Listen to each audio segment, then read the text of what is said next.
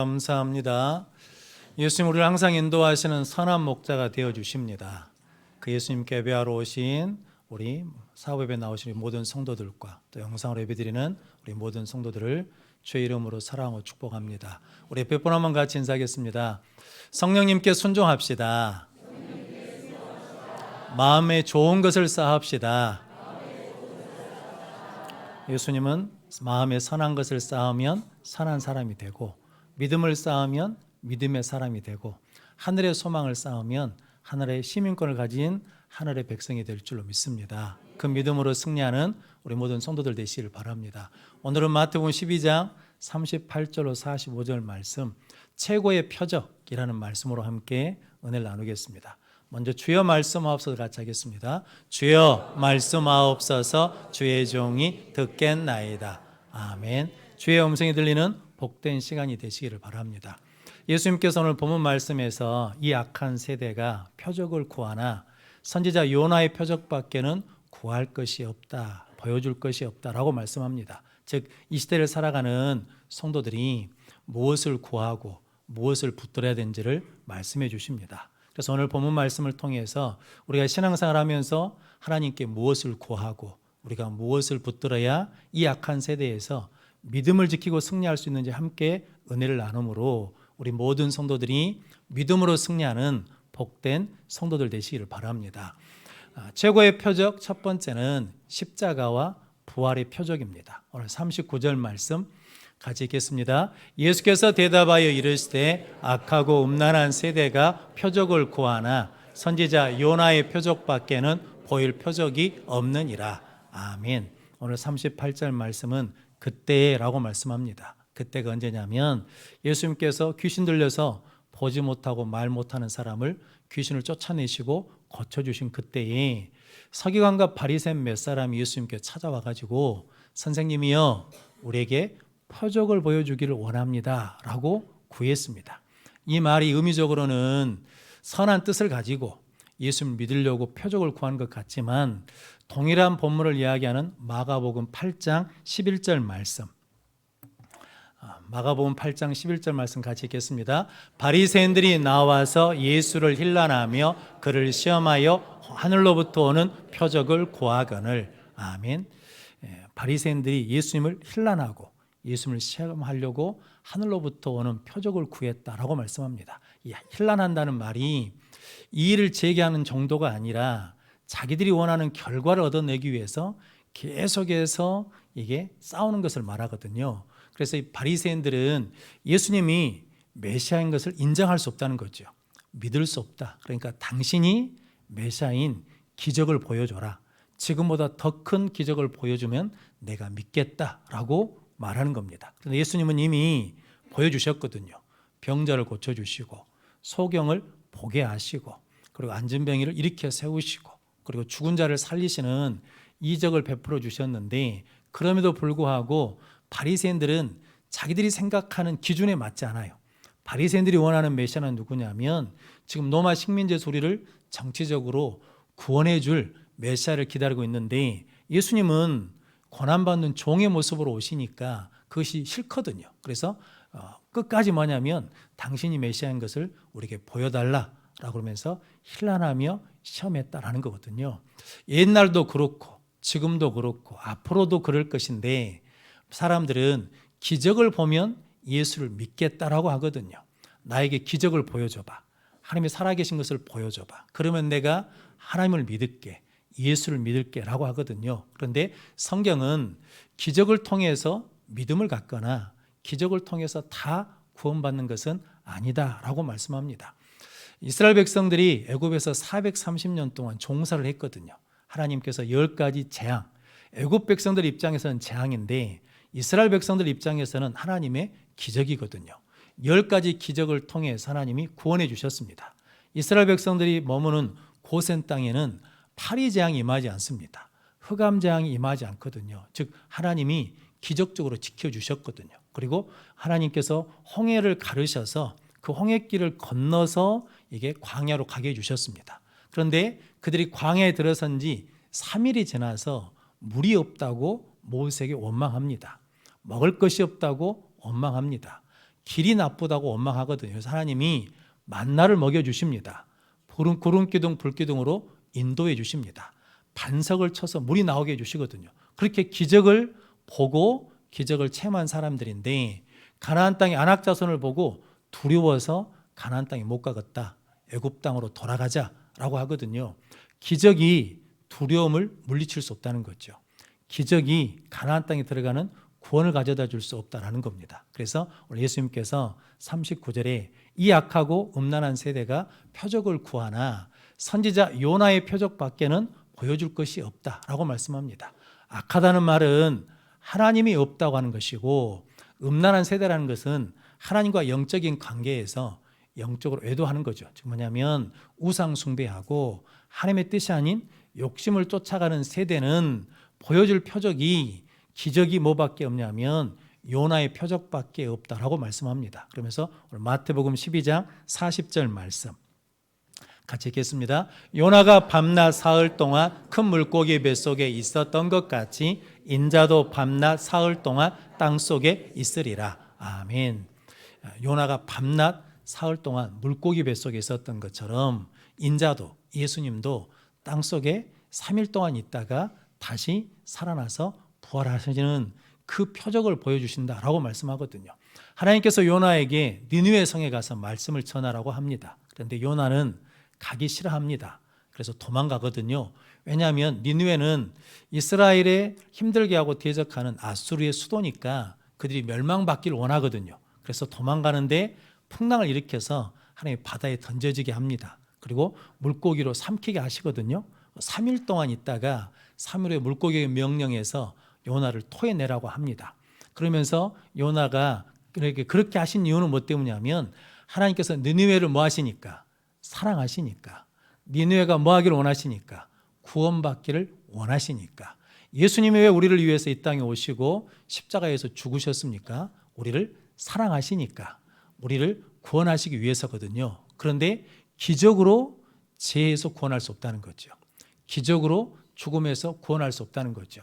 하나님 입장에서는 기적이 가장 쉽거든요. 그런데 예수님께서 십자가에서 우리 죄를 위하여 죽으시고 3일 만에 부활하신 것은 우리 인간의 근본 문제인 죄와 사망의 문제는 기적으로 해결되는 게 아니라 십자가와 부활로 해결된다는 것을 말씀하시기 때문이거든요. 그럼 성도 여러분, 예수님이 병을 고쳐주셨습니다. 그런데 또 병이 들기도 합니다.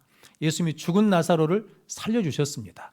죽은 나사로가 또다시 뭐합니까? 죽습니다. 그래서 예수님은 우리가 오래 사는 것을 원하지 않으시고 하나님과 함께 영원히 사는 영생을 주시기 위해서 이 땅에 오셨거든요. 그런데 그것이 뭐 때문에 안 된다는 겁니까?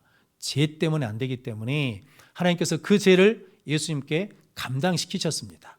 이사야서 53장 5절 6절 말씀 같이 읽겠습니다. 그가 찔림은 우리의 허물 때문이요 그가 상함은 우리의 죄악 때문이라. 그가 징계를 받음으로 우리는 평화를 누리고 그가 채찍에 맞음으로 우리는 나음을 받았도다. 우리는 다 양 같아서 그릇 행하여 각기 제 길로 갔거늘 여호와께서는 우리 모두의 죄악을 그에게 담당시키셨도다. 아멘.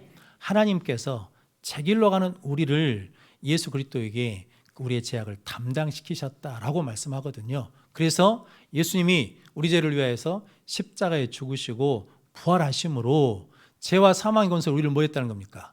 건져주셔서 영생을 주셨습니다. 그럼 성도 여러분, 우리 인생의 가장 큰 기적 중의 기적은 뭐냐면 예수님이 나를 위해서 죽으시고 부활하신 십자가와 부활의 표적입니다. 그럼 성도 여러분, 저분들이 이 땅에 우리는 이미 무엇을 체험하고 있는 겁니까?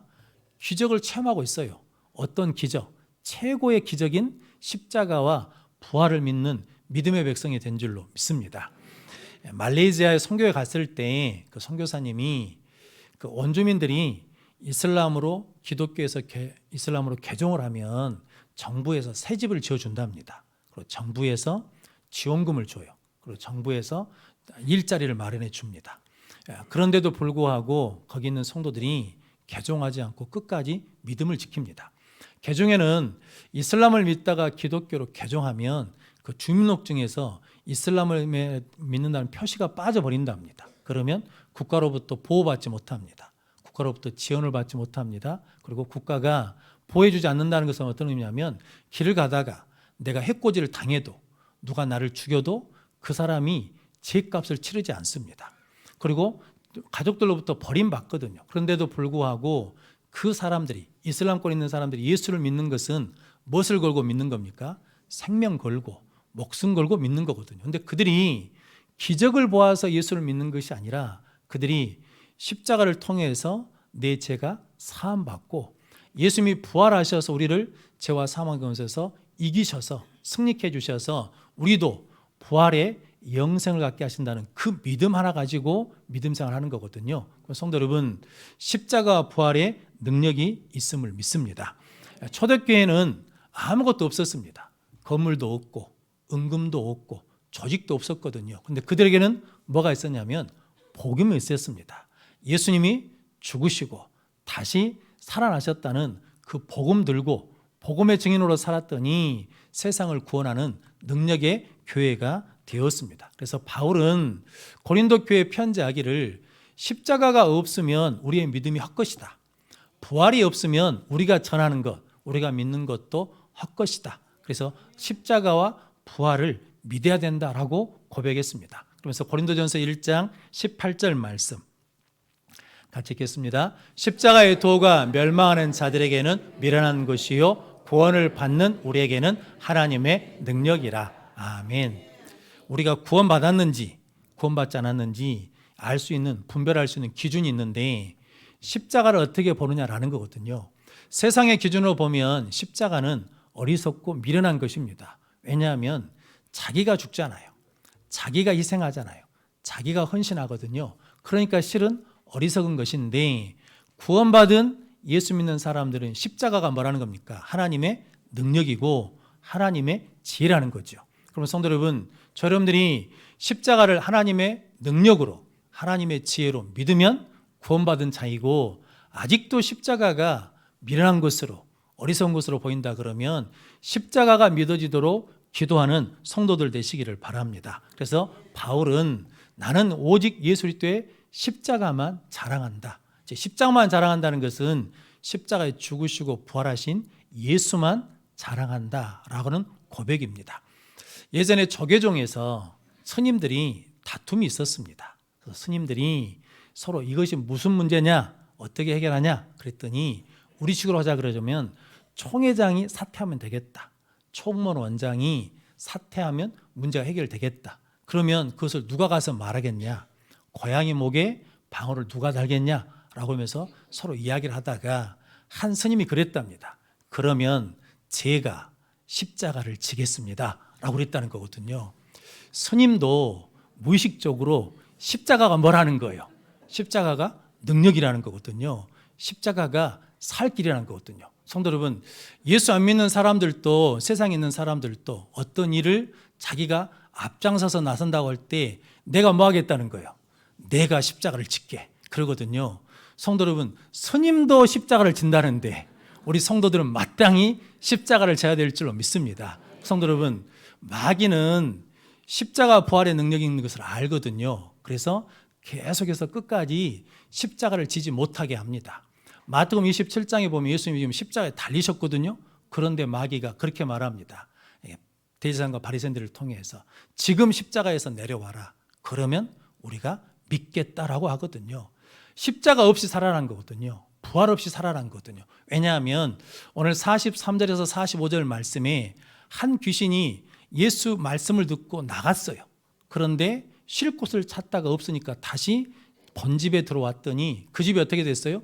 비고 수리되고 깨끗해. 그러니까 자기보다 더 악한 7 귀신을 데리고 들어왔다라는 거거든요. 성도 여러분, 십자가 부활이 없으면 공격받기 쉬운 빈집이 된다는 거거든요. 그래서 우리는 끝까지 십자가 부활을 붙들고 살아가면 악한 영이 침범하지 못한 하나님의 집, 하나님의 거룩한 성전으로 승리하게 될 줄로 믿습니다. 그러면 성도 여러분, 우리 인생의 최고의 표적은 무엇이냐?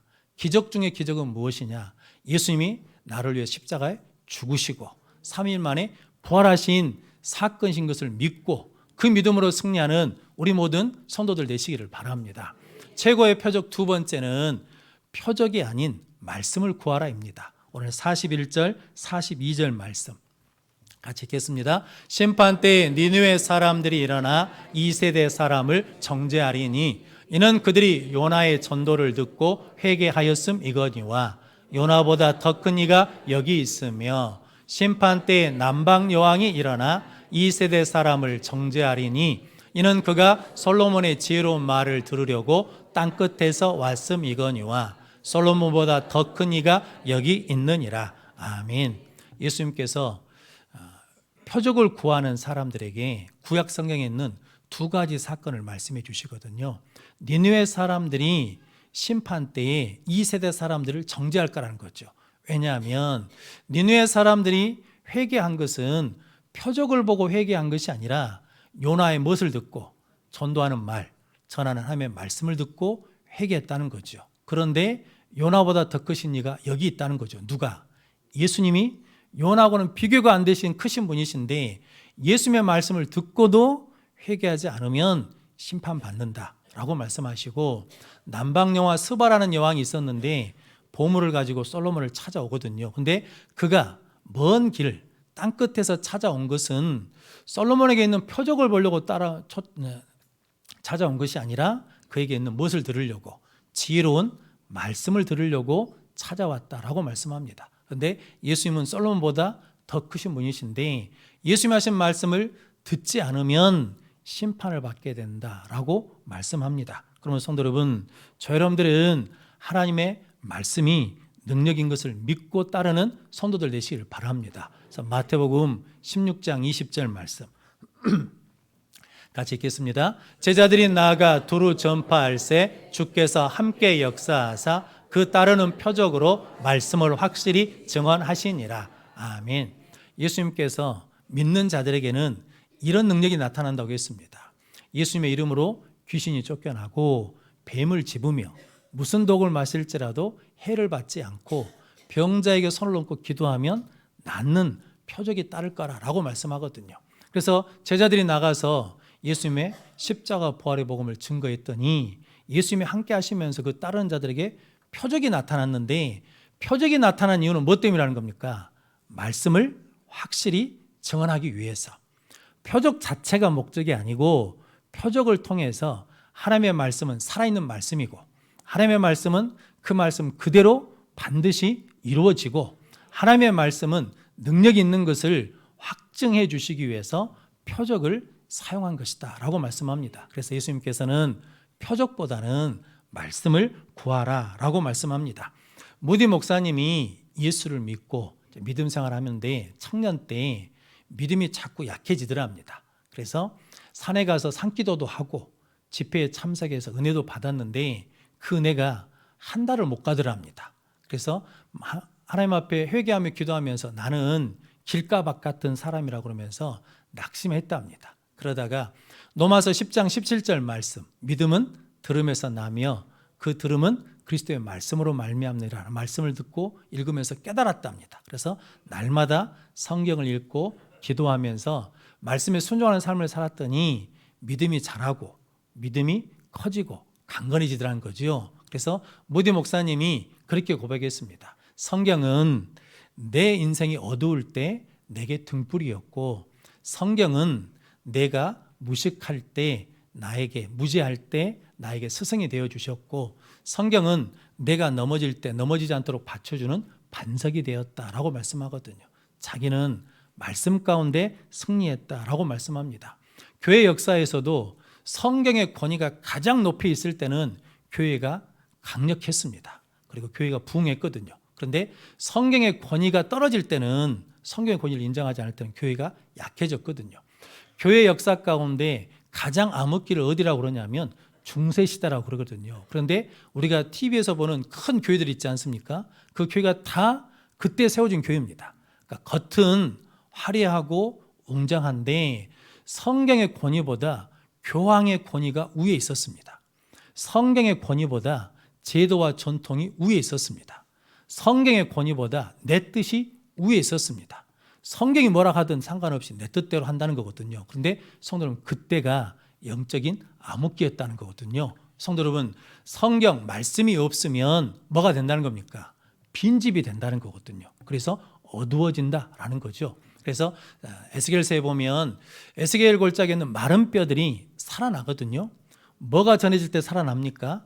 말씀이 전해질 때, 말씀을 들을 때 살아나고 생기가 그 속에 들어갈 때 하나님의 군대가 되었다라고 말씀하거든요. 근데 성경은 하나님의 감동으로 되었습니다. 이 감동이란 말이 무슨 말과 똑같냐면 생기라는 말과 똑같습니다. 그러니까 말씀을 들으면 말씀도 들어오지만 무엇도 들어온다는 겁니까? 생기도, 성령도 우리 가운데 함께 와서 능력 있는 삶을 살게 될 줄로 믿습니다. 그래서 요한복음 20장 31절 말씀 같이 읽겠습니다. 오직 이것을 기록함은 너희로 예수께서 하나님의 아들 그리스도이심을 믿게 하려 함이요 또 너희로 믿고 그 이름을 힘입어 생명을 얻게 하려 함이니라. 아멘. 또 이것을 기록함은, 성경을 기록한 목적은 너희로 예수께서 하나님의 아들 그리스도이심을 뭐하게 하기 위해서? 믿게 하기 위해서. 그 이름을 믿고 힘입어 생명을 얻게 하기 위해서, 영생을 얻기 위해서 우리에게 뭘 주셨냐면 성경을 주셨다라고 말씀하거든요. 그럼 성도 여러분, 성경을 들고만 다니는 게 아니라 성경을 읽고 암송하고 또 성경대로 순종하는 우리 모든 성도들 되시기를 바랍니다. 마귀는 그래서 교회 안에 거짓 영들을 보냅니다. 거짓 선지자를 보냅니다. 거짓 교사를 보내가지고 말씀을 혼란하게 합니다. 말씀을 자꾸 바꾼다는 거거든요. 그래서 바울이 고린도 교회 고린도전서 4장 6절 말씀 같이 읽겠습니다. 형제들아 내가 너희를 위하여 이 일을 나와 아볼로를 들어서 본을 보였으니 이는 너희로 하여금 기록된 말씀 밖으로 넘어가지 말라 한 것을 우리에게서 배워 서로 대적하여 교만한 마음을 가지지 말게 하려 함이라. 아멘. 어디 밖으로 나가지 말라는 겁니까? 기록된 말씀 밖으로 나가지 마라. 성도 여러분, 기록된 말씀 밖으로 나가지 않고 말씀 안에 있으면 서로 대적하지 않고 교만하지 않고 화평하며 평안한 삶을 살 수 있다라고 말씀합니다.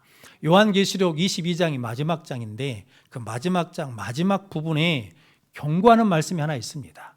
이 성경에 더해버리면, 성경에다 무엇을 더하면 성경에 기록된 모든 재앙을 받을 것이다. 그리고 성경 기록된 것에서 뭔가를 빼버리면, 말씀을 빼버리면 생명나무와 거룩한 성에 참여되면서 빠질 것이다 라고 말씀하거든요. 그러니까 성경은 더하지도 말고 빼지도 말고 있는 그대로 받아들이고 믿고 순종하라 라고 말씀합니다. 왜냐하면 말씀이 없으면 뭐가 되니까? 빈집이 되어버리니까. 그래서 성도 여러분, 가장 안전한 곳이 어디겠습니까? 하나님이 함께 하신 곳이 안전한 곳입니다. 요한복음 1장 1절 말씀에 태초에 말씀이 계시니라. 이 말씀이 하나님과 함께 계셨으니 이 말씀이 곧 하나님이시니라. 지금 말씀이 있는 곳에 누가 계시다는 겁니까? 하나님이 계시다는 거죠. 그래서 말씀이 있으면 성도 여러분, 우리는 평안합니다. 말씀이 있으면 담대한 능력을 갖게 될 줄로 믿습니다. 어둠이 있거든요. 어둠을 무엇으로 물리칠 수 있습니까? 몽둥이를 휘둘러 온다고 해서 어둠이 나가는 것도 아니고, 뭐 돈을 쓴다거나 아니면 세상 권력으로 윽박지른다고 해서 어둠이 물러가는 것이 아니라 뭐가 들어와야? 빛이 들어와야.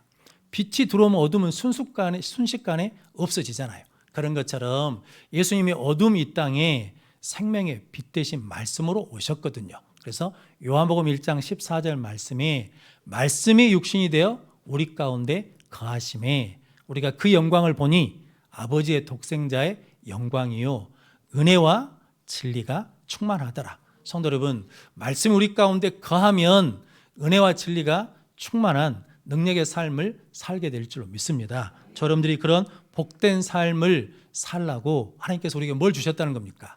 말씀이신 예수님도 주시고 생명의 말씀 성경을 주신 줄로 믿습니다. 유기성 목사님이 병원 신방을 가셨답니다. 그런데 이분이 병원에 누가 있냐면 어린아이가 암투병을 하고 있는 겁니다. 그래서 가서 신방하는데 이제 갈 때 마음이 무거운 겁니다. 뭐라고 기도를 해줄까? 하나님, 뭐라고 기도할까요? 병을 낫게 해달라고 기도할까요? 그런데 마음에 확신이 생기지 않더랍니다. 그래서 기도하는 마음으로 하고 있는데 하나님께서 말씀만 하나 생각나게 해주셨대요. 볼지어다 세상 끝날까지 내가 너희와 함께 하리라 라는 말씀이 생각나서 가서 하나님이 함께 하시고 예수님이 함께 하신 것을 전해야 되겠다라고 해서 예수 이름으로 기도를 했답니다. 그리고 기도한 다음에 그 아이한테 그랬답니다. 예수님을 바라봐라 라고 그랬더니 아이가 아멘 하더라는 거죠. 그런데 성도 여러분, 처음에 병실 문을 열고 들어갔을 때는 아이가 두려움 가운데 있었는데 예수님이 함께 하신, 우리와 함께 하시는 예수님을 바라보라 했더니 나올 때는 그 아이가 평안하고 담대했다는 거거든요. 그 능력은 어디서 온다는 겁니까? 예수님이 나를 위해서 죽으시고 부활하셨다는 십자가와 부활의 능력입니다. 우리와 영원토록 함께 하시는 말씀이신 예수님을 믿기 때문이거든요. 그러면 성도 여러분, 저 여러분들은 늘 하나님의 은혜 가운데 말씀 충만, 은혜 충만한 성도들 되시기를 바랍니다. 마귀는 지금도 그걸 알거든요. 그래서 우리가 예수님께 집중하지 못하게 합니다. 십자가와 부활에 집중하지 못하게 하고 말씀에 집중하지 못하게 합니다. 십자가 부활에 집중하지 못하도록 유혹하거든요. 왜 내가 손해봐야 돼? 내 것을 쓰자니 아까운 마음이 자꾸 들게 하면 그때마다 나사렛 예수 이름으로 물리치는 성도들이 되시기를 바랍니다. 성도 여러분, 불안과 두려움이 올 때마다 성도 여러분 말씀으로 채우면 그 어둠은 물러가고 생명의 빛이 우리 가운데 비춰질 줄로 믿습니다. 그러므로 우리에게는 최고의 무기가 있습니다. 예수 그리스도이십니다. 성도 여러분, 십자가와 부활이 우리에게 능력이 된 줄로 믿습니다. 하나님의 말씀이 우리의 권세가 된 줄로 믿습니다. 그것을 우리가 잃어버리지 않고 이 약한 시대에 끝까지 붙음으로 말미암아 이 약한 세대에서도 하나님의 뜻을 이루며 믿음으로 승리하며 하늘의 영광을 바라보는 우리 모든 성도들이 되시기를 주님의 이름으로 축원합니다. 기도하겠습니다. 거룩하신 아버지 하나님 감사합니다. 복된 줄 알게 해주시고 하나님 앞에 나와 십자가에 죽으시고 부활하신 주님을 기념하는 주일 예배를 드리게 하시니 감사합니다. 이 예배를 통하여 살아나게 하시고 힘을 얻게 하시고 다시 예수 그리스도로 무장하게 하여 주옵소서. 예수님의 이름으로 기도하옵나이다. 아멘.